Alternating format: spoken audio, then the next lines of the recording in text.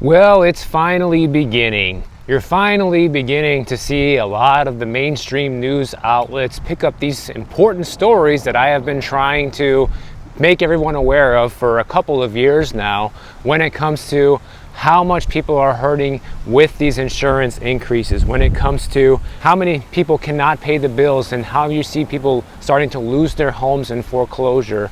All these things have been happening behind the scenes for a while now, but you don't really see the news talking about it up until recently. The reason why they're talking about it now is because things are getting bad enough where they can no longer deny what's happening. And because things are deteriorating pretty quickly, they pick up on those stories because they know it's good for business to pick up on crazy news stories. Well, guess what, guys? We're gonna start with California since I'm here right now.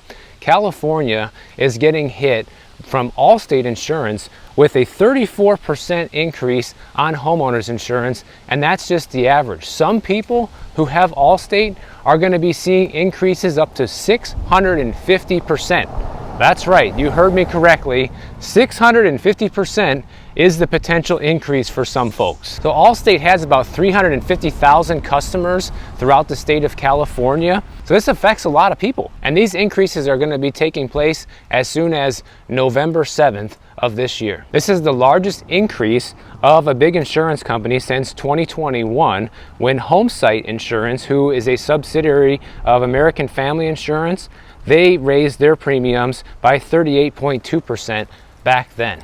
So imagine, like, if you were somebody, say you had your insurance premium raised back in 2021 by 30%, and now in 2024 it's going to go up another 30%.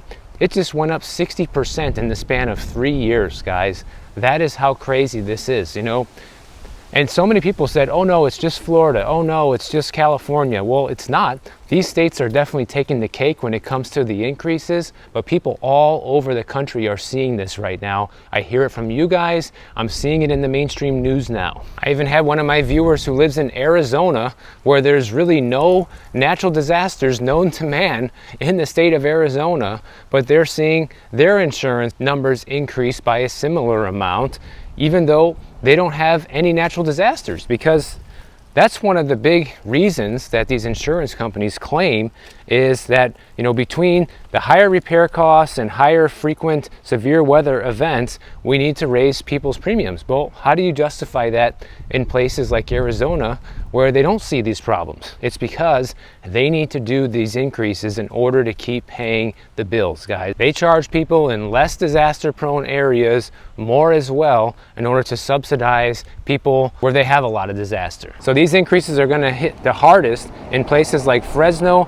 Madera, and Mariposa counties here in California. And get this, in the 95369 zip code in Merced County, they're going to see rates go up on average 214%. Homeowners in Napa and Sonoma County, that's wine country just north of where I'm at right now, in zip codes 95442, those insurance rates are going up by 164%. So I'm telling you guys, if this hasn't happened to you yet and you are a homeowner, expect it to be coming sooner than later, because it probably will.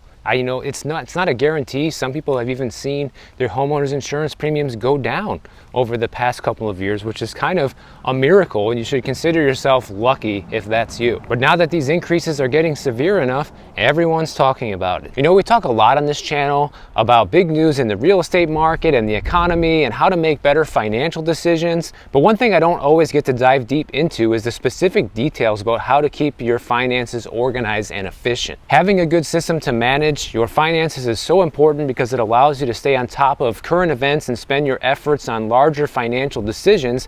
That's why I want to give a huge shout out to today's video sponsor, BaseLane. BaseLane is an all-in-one banking platform made specifically for real estate investors. They're free to sign up for, offer market-leading annual percentage yield on savings account balances, 5% cash back, and allow unlimited accounts to keep your finances more organized. And for real estate investors or property managers, BaseLane helps you to automate rent collection, easily track your expenses, and analyze your property's financial performance directly on their platform. So if you want to make your financial life easier and support the channel, please head over to www.baselane.com/MichaelB to sign up for Baselane for free and get a $50 cash bonus when you deposit $500 in your account. Thanks again to Baselane, and hope you guys give it a try. So now here in California, what regulators are trying to do, they want to reform the policies in which they use insurance risk models to figure out what premium increases should be, and they're limited on how much they can increase premiums each year without getting permission. Well, they want to expedite all that, and it's probably just going to lead to more companies increasing rates even faster, because they're basically trying to play catch up now according to the insurance companies. They haven't been able to write the policies for the appropriate amounts compared to the amount of risk they're taking on. Therefore, we need to keep raising the premiums substantially. And it's not just Allstate, guys. You have Safeco here in California. They just got approved to increase their rates on average 10.5%. State Farm's also going to be raising their rates by about 30%. So it's pretty much no matter who you're with here, that you're going to be facing some sort of increase, most likely. But surprisingly enough, even with all these increases, in many cases, the insurance premiums for these homes here are actually still less than what we see in Florida most of the time. Not everywhere. There are certain counties and zip codes here in California where it is more expensive, but on average, it's still cheaper than Florida. But at this rate of increase, it probably won't be for very much longer. And you can probably just expect this to continue in the future, guys, because this is Allstate's fourth insurance increase in the last 5 years. So that's almost an increase every single year. And when does it end? You know, when do they stop increasing it? Now let's switch over to my home state of Florida, because we have some new and exciting news coming out of Florida as well. And this is a story I covered, I don't know, several months ago, maybe even last year. I can't remember when, but it was a while ago, back when I first heard about it.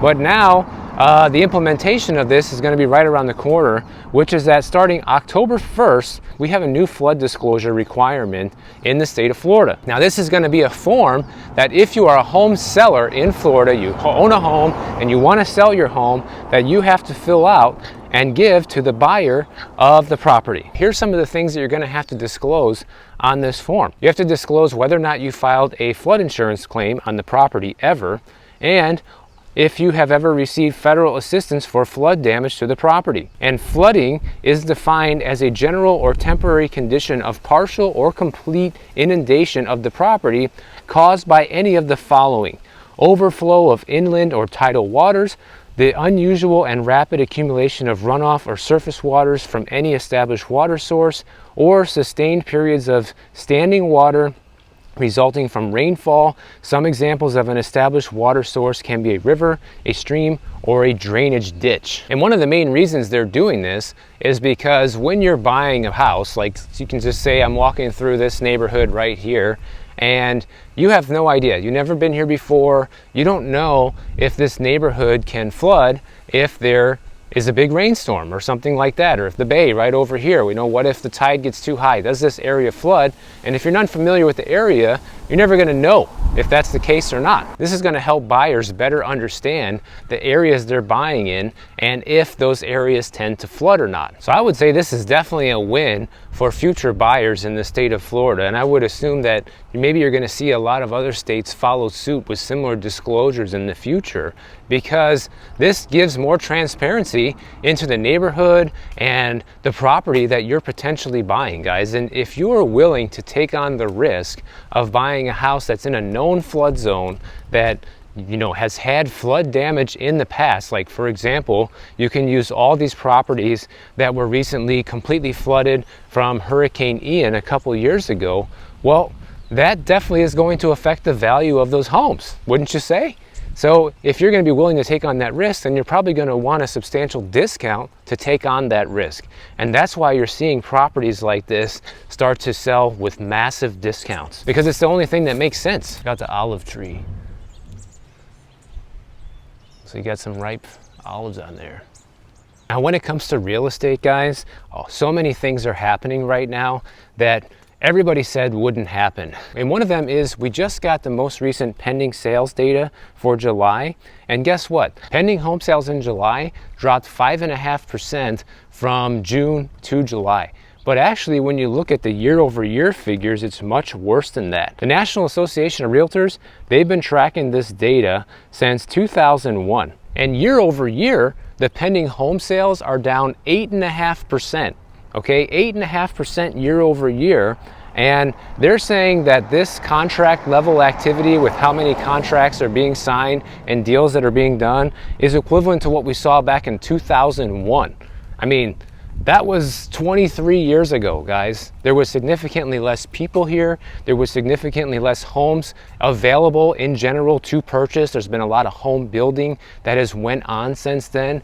And that's how much this is falling. You even have the chief economist from the National Association of Realtors here, Lawrence Yun, talking about how even with the positive impact of job growth and higher inventory, those things could not overcome affordability challenges and some degree of wait and see related to the upcoming US presidential election. So those are like the excuses that he's giving of why people aren't buying. And there's only one region of the country that's an exception to this rule. And if you live there, you probably guessed it, and that is the Northeast. The Northeast section of the country is literally the only part of the country that saw real estate transactions go up month over month, while every other region, the South, the Midwest, and the West, they all saw declines. But just because you haven't seen home sales slow down and price growth slow down in the Northeast, guys, if you live there, doesn't mean it isn't gonna come. Your area just might be the last place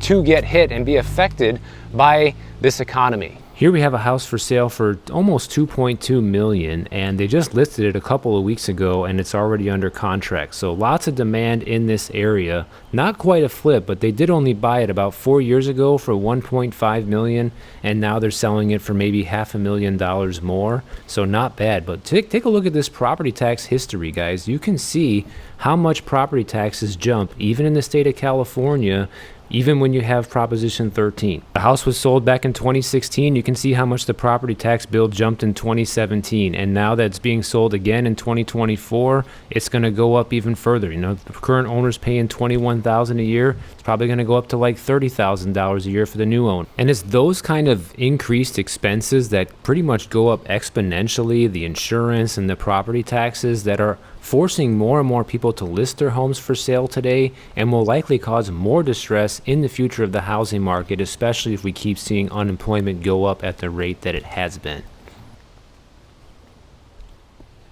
And get this, decreases in pending home sales where you're seeing contract signings at the lowest amount since 2001 is all happening simultaneously when the mortgage rates are coming down pretty substantially, okay? Right now we have 30-year mortgage rates at about 6.35%, guys. Just a few months ago, it was at 7 or above, okay? So that is a substantial decline. And when you're looking at a 15-year fixed loan, it's even lower. You can get a 15-year right now for about 5.5%. And that's, of course, people that have good credit, good job credentials, low debt to income ratio. These rates aren't available to everybody, okay?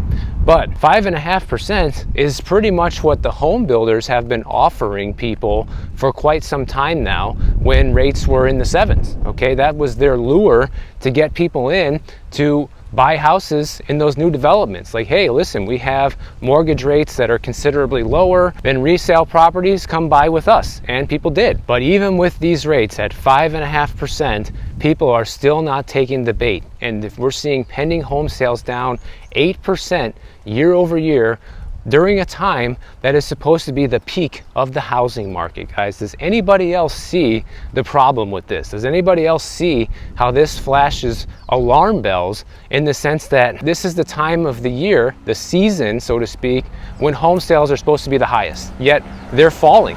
So if it's that bad now, imagine how bad it's going to be going into fall and winter. because sales always drop that time of year, even when the market's booming, even when things are normal. But clearly things are anything but normal right now. And this is all making me think that next year in 2025 is going to be a much better year for home buyers, guys. You are going to see a lot more inventory available, especially from people that tried to sell this year, couldn't make it happen, plus all the new ones that must sell next year. And then you're going to have lower mortgage rates on top of that. That's going to be a good thing for people who've been hanging on and waiting to buy. And let's face it, it's probably going to be good for a lot of home sellers too, because, you know, if you've seen your property value go up, you know, a couple $100,000, and maybe you won't be able to sell it for the peak price that you were able to, you know, 2 years ago, you're still probably going to be coming out ahead, and it allows you to move as well. So 2025 might finally be the year that we see the housing market start to free up, start to see more listings come available, and more people decide to list, especially start to list at the appropriate price if they want to move themselves. But like I said at the beginning of this video, it's not just the crazy insurance increases that the news is starting to cover, but it's also the uptick in foreclosures, guys. In fact, we just saw a very meaningful increase in foreclosure activity. As of July, according to the data firm Adam, we saw about 32,000 properties with foreclosure filings, which is up 15% from a month ago and up 0.2% from a year ago. This breaks down to an 18% increase in foreclosure starts and a 14% rise in completed foreclosures from last month. And I would expect you're going to continue seeing more of these foreclosures as time goes on, because these properties are becoming unaffordable for a lot of people, guys. Whether it's just or not, whether it's the right thing, which clearly it isn't with these big insurance increases, massive property tax increases, it's all wrong. But it is pushing people out of their homes, and it's going to be a matter of time before more people are in this situation, unfortunately. You have states like Delaware, Nevada, and Utah. They have the highest foreclosure rates, where 1 in every 4,400 houses is in foreclosure as of July. And then in states like here in California, my home state of Florida, and Texas, we see the greatest number of foreclosure starts. You know, lenders have started the foreclosure process on almost 22,000 properties as of July of 2024 in these areas. Now, so far, I don't think we're going to see this big surge in foreclosure activity like we did back in 2008, unless we see the unemployment rate skyrocket. And it has been going up pretty substantially. And if we get near that 10% unemployment rate like we did back in the last recession, then there is a high probability we are going to see a lot more foreclosure activity in the future. I mean, it's already picking up now, and unemployment is still supposedly low, right? I mean, even when you just look at where a lot of these foreclosure starts are happening in California, Florida, and Texas, you know, was that a big surprise, guys? Those are all of the states that are seeing the highest increases in insurance, like we talked about earlier. Texas and Florida in particular are getting hit substantially with higher property tax increases. But here in California, it happens too. You know, a lot of people think that, oh, if I buy a house in California, I'm protected because they have Proposition 13 here. Well, yeah, you're protected from future increases, but it doesn't protect you as a home buyer today. I mean, I've seen houses, look at the one that I showed the other day in my video, guys, that they've owned this house for who knows how many years, $1.5 million house, and the property tax bill is like $2,500 a year. But that's not going to be the case for the new owner. The new owner is going to be paying substantially more, probably like 30 grand a year in property taxes. So yeah, congratulations, you have Proposition 13, and your property tax bill is going to be locked into going up only 1% a year from that new $30,000 price tag, you know? So the Proposition 13 only locks in affordability at the current property tax rate. But if the current rate is unaffordable moving forward, then it doesn't bode well for the future of anybody buying in California either. And then of course in Texas and in Florida, we've seen just egregious property tax hikes like you wouldn't believe. And Texas is probably the worst state for property taxes out of any of them. And from what I understand, what they're doing right now with these increases is criminal. I'm sure a lot of you guys have heard about this. My friend Travis from Real Estate Mindset has been talking about a lot of this with an attorney, And hopefully that as a group, we're all going to be able to turn this around and finally stop paying these egregious property tax hikes, or maybe stop paying property taxes altogether. That would be fantastic. But until then, people are losing their homes over this stuff, guys. I wonder, is there going to be any retribution for those people in the future that lost their home because of a property tax increase? Probably not. But anyways, that's the state of affairs right now. So if you enjoyed this video, make sure you subscribe to the channel. And if you don't want to wait for my next video to come out, check out this one on the screen right over here, and I'll see you in the next one.